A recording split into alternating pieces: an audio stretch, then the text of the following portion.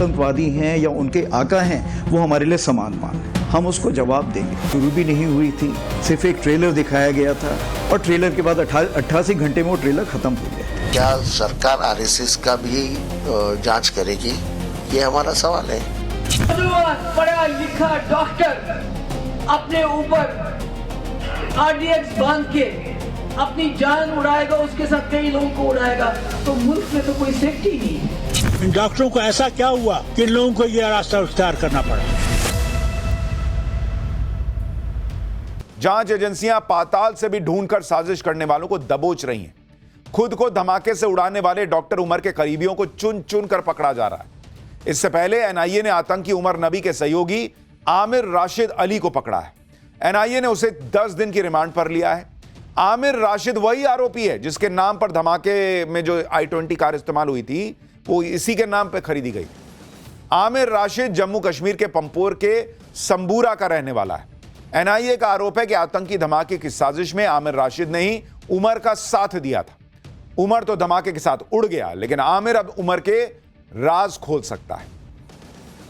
यानी 24 घंटे में एनआईए के हाथ 2 अहम किरदार लग गए जो पूरी साजिश का पर्दाफाश कर देंगे।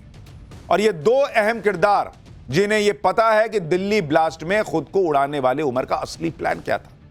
उन्हें यह भी पता चलेगा उनसे कि इसमें पाकिस्तान में बैठे मसूद अजहर और आतंकी संगठन जैश ए मोहम्मद का क्या रोल है, क्योंकि यह माना जा रहा है कि जिस तरह की साजिश रची गई थी वो पूरे देश को दहलाने की थी। देश के खिलाफ इस बड़ी साजिश को जांच एजेंसियों ने अलर्ट रहते पकड़ लिया, नहीं तो और बड़ी घटना हो सकती थी। इतनी बड़ी आतंकी साजिश पाकिस्तान के बिना किसी सपोर्ट या इशारे के मुमकिन ही नहीं है। आप यह भी देखिए कि दिल्ली ब्लास्ट में जो भी पकड़ा गया उनके जैश ए मोहम्मद से कनेक्शन को खंगाला जा रहा है। ब्लास्ट में खुद को उड़ाने वाले डॉक्टर उमर का जैश ए मोहम्मद से कनेक्शन होने का शक है।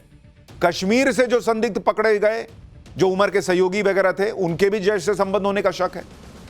पूरे डॉक्टर टेरर का जो मॉड्यूल है उसका कनेक्शन कहीं ना कहीं जैश ए मोहम्मद से होने की बात कही जा रही है। लेकिन पाकिस्तान को अगर ठोकना है, उसको उसके किए की सजा देनी है, तो यह कनेक्शन स्टैब्लिश करके दुनिया के सामने रखना होगा।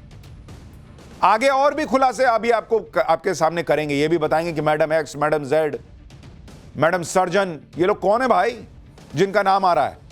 लेकिन पहले यह देखिए कि इधर मसूद अजहर और जैश ए मोहम्मद का नाम इस आतंकी घटना में सामने आने लगा है। उधर भारतीय सेना ने पाकिस्तान को फिर से फोड़ने की तैयारी कर ली। Army chief general Upendra Dwivedi ने आज क्या कहा है जो पाकिस्तान में खलबली मचा रहा है, सुनिए एक बार।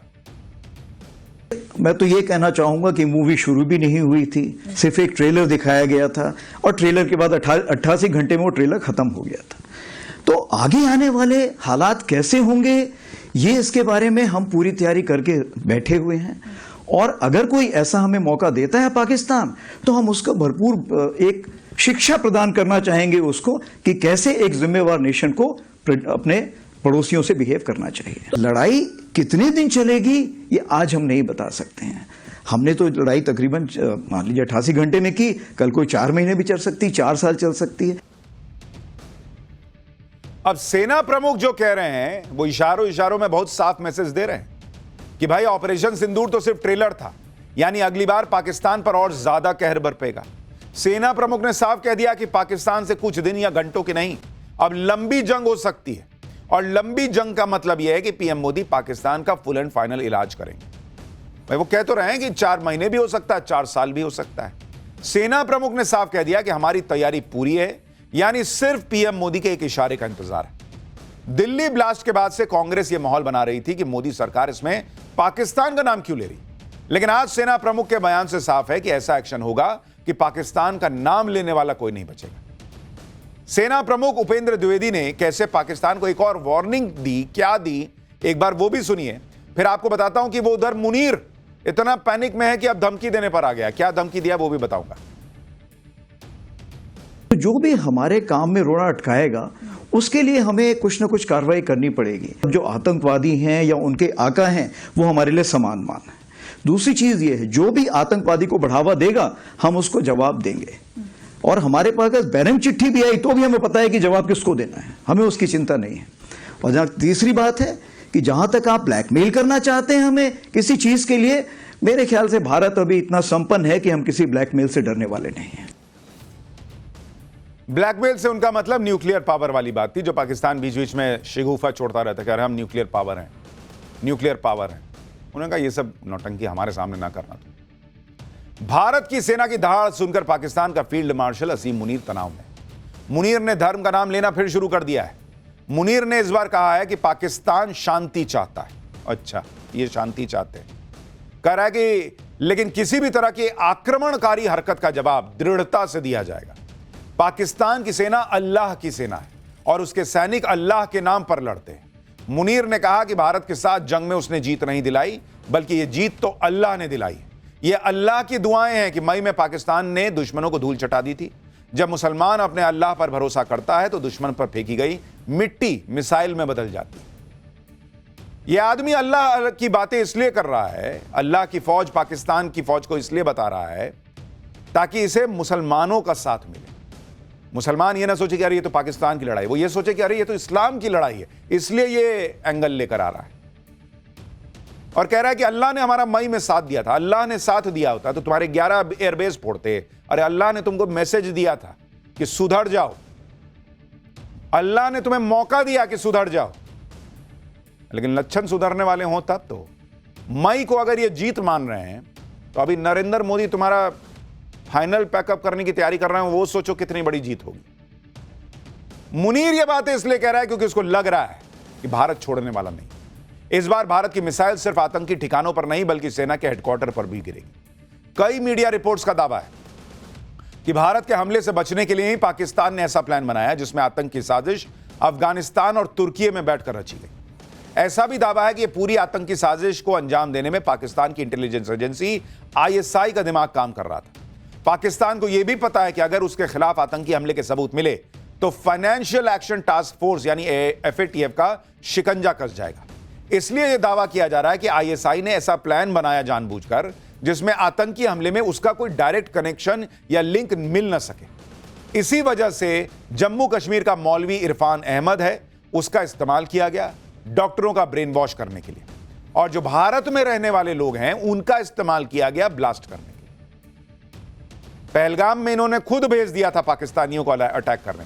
इस बार भारत के ही लोगों को इस्तेमाल कर लिया कि भाई तुम ही फोड़ो बम, नहीं तो भारत हमको फोड़ देगा। दिल्ली ब्लास्ट पर हैरान करने वाले खुलासे होते जा रहे हैं। आज एक बहुत बड़ा खुलासा और हुआ है। NIA को धमाके वाली I-20 कार की ड्राइविंग सीट पर आतंकी उमर नबी का जूता मिला है।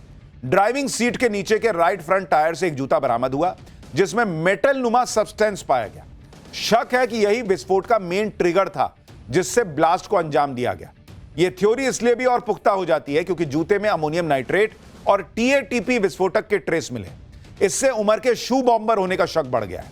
एजेंसियां इसे 2001 की घटना से जोड़कर देख रही हैं जब एक अल कायदा का सुसाइड बॉम्बर पेरिस से मियामी जाने वाली फ्लाइट में होममेड बम को जूते के सोल में छुपाकर चढ़ गया था। आतंकी ने अपने जूते में TATP और PETN छुपा रखा था। उस पर जांच एजेंसियों को शक है कि उमर ने भी इसी पैटर्न का अपनाया होगा और वो शू बॉम्बर था। साल 2001 में आतंकी ने फ्लाइट में जिस जूते में बम विस्फोटक छुपाने और धमाका करने की नाकाम कोशिश की थी, उस जूते की तस्वीर ये है। काले रंग के इस जूते के जो उसका सोल होता है उसको काटकर उसमें विस्फोटक और ट्रिगर दोनों भर दिया गया था। आशंका जताई जा रही कि उमर ने भी इसी पैटर्न का इस्तेमाल किया होगा। उमर के जूते में TATP विस्फोटक का ट्रेस मिलने से जांच एजेंसियों के कान खड़े हो गए, क्योंकि TATP यानी ट्राई एसीटोन ट्राईपेरोक्साइड एक घरेलू विस्फोटक है जो बहुत अस्थिर और खतरनाक होता है। इस वजह से इसे मदर ऑफ सैटन यानी शैतान की अम्मा कहा जाता है, क्योंकि यह बनाने वाले को भी मार सकता है। यह इतना सेंसिटिव होता है कि थोड़ी सी गर्मी, थोड़ा सा घर्षण या स्टैटिक बिजली से भी इसमें जोरदार धमाका हो जाता है। मान लीजिए किसी बॉक्स में TATP है और कोई बॉक्स का ढक्कन खोल रहा है तो उतने से फ्रिक्शन से भी TATP ब्लास्ट हो सकता है। अगर यह गीला हो जाता है तब भी ब्लास्ट कर सकता है। केवल 1 ग्राम TATP का ब्लास्ट भी एक व्यक्ति को गंभीर रूप से घायल कर सकता है। यह विस्फोटक देखने में सफेद पाउडर जैसा होता है, लेकिन सस्ता है, आसानी से फट जाता है, इसलिए आतंकी इसका ज्यादा इस्तेमाल करते हैं। जैश जैसे आतंकी संगठन भी इसका इस्तेमाल करते हैं। अब कहा जा रहा है कि यही TATP जो है वो ये डॉक्टर उमर के जूते में भी मिला है। दिल्ली ब्लास्ट की जांच में यह भी खुलासा हुआ है कि आतंकी D6 मिशन की साजिश में जुटे थे। अब ये D6 क्या है? D6 मिशन का लक्ष्य 6 दिसंबर को आतंकी हमला करना था। देश के अलग अलग 6 शहरों में आतंकी हमले की प्लानिंग थी। आतंकी हमलों के बाद नेपाल भागने की साजिश थी इनकी। आतंकी डॉक्टर शाहीन से मिले दस्तावेजों में D6 मिशन का जिक्र है। इसे बाबरी का बदला मिशन बताया गया। जब्त दस्तावेजों में डॉक्टर शाहीन को मैडम सर्जन नाम दिया गया था। आतंकी आकाओं ने शाहीन को विदेश में नौकरी दिलाने का वादा कर रखा था। दिल्ली जांच की ब्लास्ट में अब मैडम एक्स और मैडम जेड की भी एंट्री हो गई। ये तो मैडम सर्जन है, इसको मैडम सर्जन करके बुला रहे थे, लेकिन ये मैडम एक्स और मैडम जेड कौन थी? जांच एजेंसियों को डॉक्टर शाहीन के कॉन्टैक्ट लिस्ट में 2 नंबर मिले। कॉन्टैक्ट लिस्ट में मैडम एक्स और मैडम जेड के नाम से इन्हें सेव किया गया था। शाहीन और मैडम सर्जन को दोनों नंबरों से निर्देश भेजे जाते थे। शाहीन ने मैडम एक्स को एक मैसेज भेजा था जिसमें लिखा था, आपने जो मेडिसिन मंगवाई थी वो इस हफ्ते पहुंच जाएगी। मैडम एक्स ने रिप्लाई में कहा था कि ऑपरेशन के लिए दवाई कम नहीं पड़नी चाहिए। मेडिसिन शब्द का इस्तेमाल विस्फोटक के लिए किया गया था और ऑपरेशन शब्द का इस्तेमाल आतंकी हमले का कोड वर्ड था। जांच एजेंसियों को शक है कि ये मैडम एक्स और मैडम जेड जैश ए मोहम्मद के सरगना मसूद अजहर की बहनें हो सकती हैं। आतंकी शाहीन को लेकर सूत्रों के हवाले से चौंकाने वाली जानकारियां सामने आ रही हैं। डॉक्टर शाहीन और जैश ए मोहम्मद मिलकर एक बड़ी साजिश को भारत में अंजाम देने वाले थे। दरअसल जैश ए मोहम्मद ने डॉक्टर शाहीन को ऑपरेशन हमदर्द की कमान सौंपी थी। नाम देख रहे हैं, ऑपरेशन हमदर्द। ऑपरेशन हमदर्द के तहत मुस्लिम लड़कियां और महिलाएं निशाने पर थीं। जैश ने इस ऑपरेशन के लिए 3 कैटेगरी बनाई थी। पहली कैटेगरी में आर्थिक रूप से कमजोर मुस्लिम महिलाओं को रखना था। उन्हें पैसे का लालच देकर दहशतगर्द बनाने का प्लान था। दूसरी कैटेगरी में मॉडर्न मुस्लिम महिलाओं को रखा गया था। इन्हें विदेश ले जाने और ऐशो आराम वाली जिंदगी का लालच देने का प्लान था। और तीसरी कैटेगरी में विचारों से कट्टरपंथी मुस्लिम महिलाओं को रखा गया था, क्योंकि इन्हें जिहाद के रास्ते पर लाना आसान था। दिल्ली ब्लास्ट की जांच की सबसे अहम कड़ी डॉक्टर शाहीन ही है। आतंकियों की भर्ती से लेकर फंडिंग तक सब कुछ डॉक्टर शाहीन यानी मैडम सर्जन देख रही थी। डॉक्टर शाहीन की कुंडली खंगालने पर जांच एजेंसियों को पाकिस्तान का कनेक्शन मिलने की भी बात सामने आ रही है। यह खुलासा हुआ है कि शाहीन 3 बार पाकिस्तान जा चुकी है। आतंकी डॉक्टर शाहीन के पास एक नहीं 3-3 पासपोर्ट हैं। डॉक्टर शाहीन 6 बार विदेश जा चुकी है। खुलासा हुआ है कि साल 2013 में कानपुर में नौकरी छोड़ने के बाद डॉक्टर शाहीन थाईलैंड गई थी। जांच के दौरान आतंकी शाहीन के कुल 7 बैंक खातों का पता चला है। शाहीन के बैंक अकाउंट से 7 साल में 1,55,00,000 रुपए का लेन देन हुआ है। जांच एजेंसियां पैसों के सोर्स का पता लगाने में अब जुटी हैं। 3 खाते कानपुर में और 2 लखनऊ में और दिल्ली में। दिल्ली ब्लास्ट की एक कड़ी को जोड़ने के लिए आज जांच एजेंसियां हरियाणा के नूह जिले में भी गईं। यहीं की हिदायत कॉलोनी में आतंकी उमर किराए के मकान में रहता था। उमर के कमरे में बॉम्ब स्क्वाड की टीम पहुंची और तलाशी ली। सूत्रों के मुताबिक कमरे से संदिग्ध विस्फोटक सामग्री और कुछ उपकरण बरामद हुए। यह भी खुलासा हुआ है कि इस मकान में पहले एक महिला भी रहती थी, जो अब गायब हो गई है बताया जा रहा है। उसकी तलाश भी की जा रही है। इलाके में सीसीटीवी फुटेज खंगाले जा रहे हैं और आसपास के लोगों से लगातार पूछताछ की जा रही है। यानी इधर दिल्ली ब्लास्ट की ताबड़तोड़ जांच आगे बढ़ रही है। कोई भी मिसिंग लिंक न रहे इसको सुनिश्चित किया जा रहा है। लेकिन उधर बॉस दिल्ली ब्लास्ट पे पॉलिटिक्स हो रही है। कांग्रेस और इंडी गठबंधन के नेता इस ब्लास्ट को लेकर जो नैरेटिव चला रहे हैं, आप सुनेंगे तो माथा पीट लेंगे कि क्या लोग हैं ये लोग।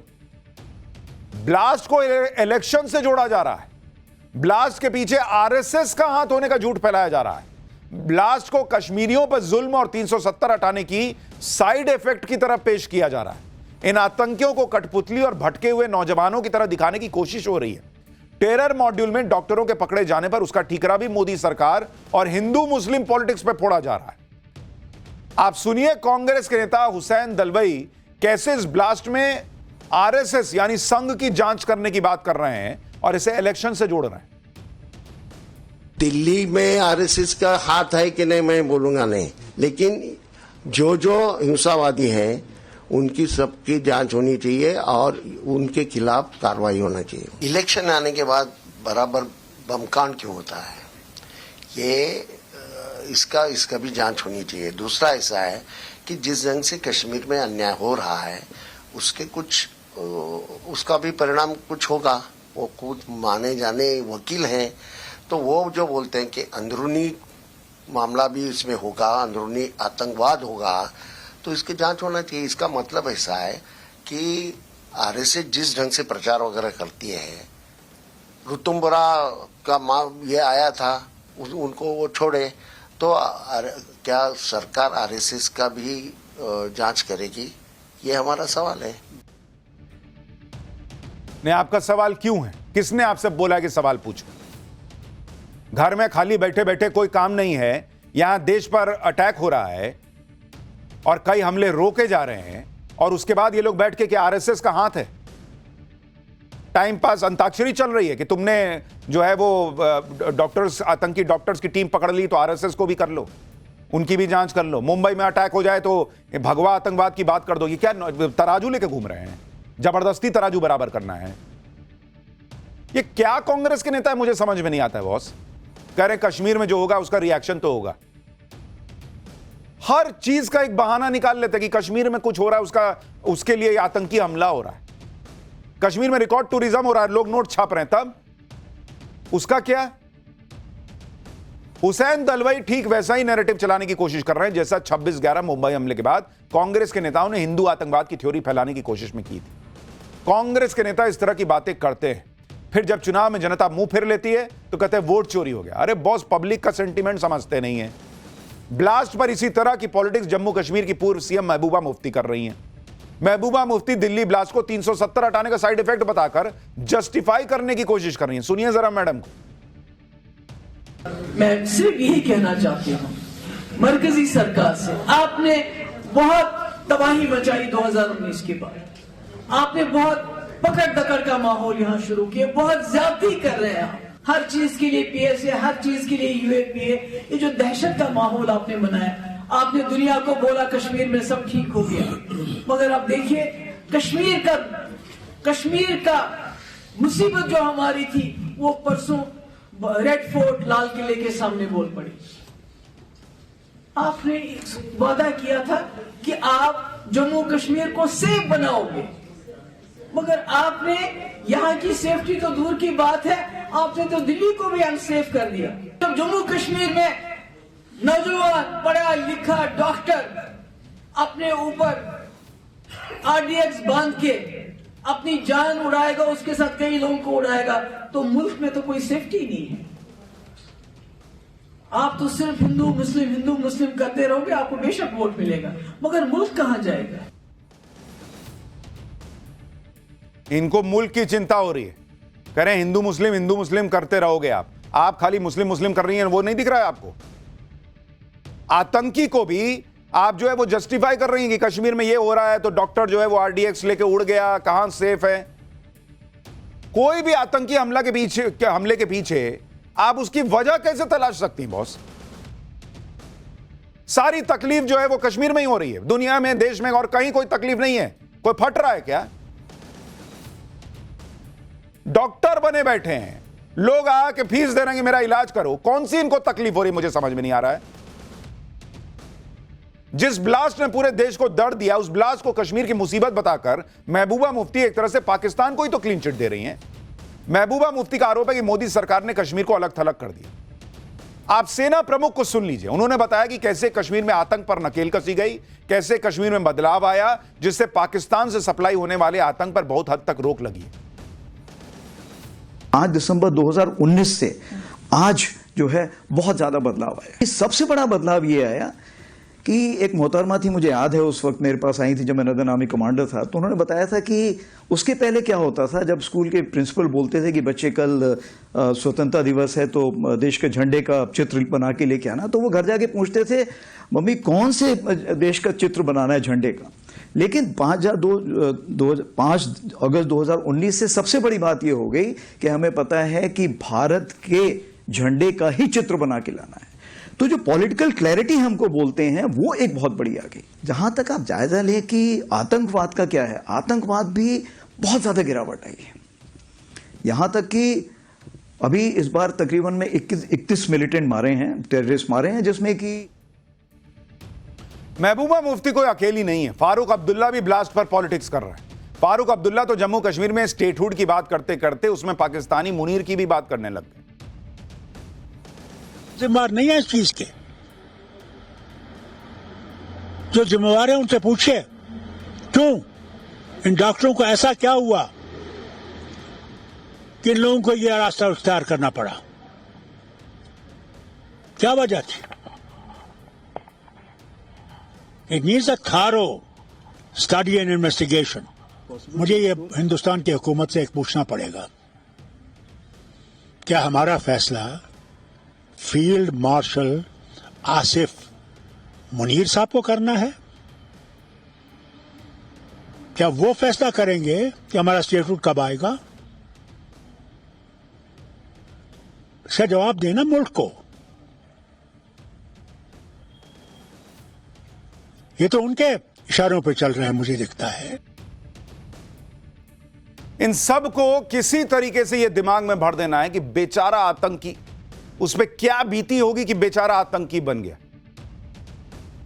अरे कुछ भी बीत जाए बॉस, कुछ भी बीत जाए, कैसे दूसरों को मार सकते हो भाई? और उसको ये लोग जस्टिफाई कर रहे हैं ये बोल के कि भाई उसकी वजह देखिए कि क्या हुआ होगा। अरे उसके दिमाग में भरा हुआ है कि बाबरी मस्जिद गिर गई, उसको ईंट पत्थर की बनी बाबरी मस्जिद गिरना दिखता है, उसके बम से हाड़ मांस का इंसान फट गया ये नहीं दिख रहा है। और ऐसे आदमी के पीछे हम देखने चलें कि वो क्यों आतंकी बना। ये लोग खुद, इनके घर में कितने आतंकी बने, इनके यहां घर में, इसका मतलब कोई तकलीफ नहीं है। ये भी तो जम्मू कश्मीर में रह रहे हैं, इनका बेटा तो सीएम की कुर्सी पे बैठा है, दूसरे का बेटा आतंकी क्यों बन गया, इसकी वजह तलाशी, बेचारा तकलीफ में रहा होगा। पाकिस्तान के इशारों पर पढ़े लिखे डॉक्टर आतंकी साजिश रचने में लगे थे, लेकिन ब्लास्ट पर पॉलिटिक्स के चक्कर में कांग्रेस नेता इसके लिए भी पीएम मोदी को जिम्मेदार ठहरा रहे हैं। और पाकिस्तान को कैसे कवर फायर दे रहे हैं, सुनिए जरा। वो पढ़ा लिखा नौजवान जिसने एमबीबीएस किया है, जिसने एमडी किया है, जो आराम के साथ अपनी कोठी में रह सकता है, जो आराम के साथ अपनी परिवार में पूरी जिंदगी गुजार सकता है, वो आतंक का रास्ता क्यों अपना रहा है? किन हालात ने मजबूर कर दिया उसको कि वो बमों से खेलने लगे? वो जानता है कि इसका नतीजा मौत है, इसके बावजूद वो मौत को गले लगा रहा है, उस आतंकी रास्ते पर जा रहा है जिससे देश का भविष्य खतरे में पड़ जाता है। मोदी साहब, ये जिम्मेदारी आपकी है कि आप ये विचार करें कि ये हालात कैसे पैदा हो गए हैं। भैया ये मोदी साहब की जिम्मेदारी नहीं है, ये जिम्मेदारी आपकी और आपके पार्टी की है, जो हर बार बैठ के यही बताने लगते हैं कि देखिए बेचारे के साथ क्या गलत हुआ, वो एक बार ढूंढिए, किसी का ढूंढिए कि इसके पिताजी को जो है वो जम्मू कश्मीर में सेना ने, किसी ने जो है वो एक लपड़ मार दिया था तो बेचारा आतंकी बन गया। या आतंकी की वजहें, आतंकी बनने की वजहें तलाशना कम कीजिए। 140 करोड़ लोगों का देश है, सब पूरे टाइम फुल टाइम मजे में नहीं जी रहे हैं, लेकिन लोगों ने देश के साथ खड़ा होना चुना है, अपनी तकलीफों को साइड में रखकर देश के लिए बोलना और चलना सीखा है। तकलीफ जिसके जीवन में आएगी वो आप कह रहे हैं कि देखिए बेचारा आतंकी काहे बना, चेक कीजिए, आप ही की गलती है। क्या बोला जाए इन लोग, इसीलिए लोग हारते हैं, उसके कहेंगे वोट चोरी हो।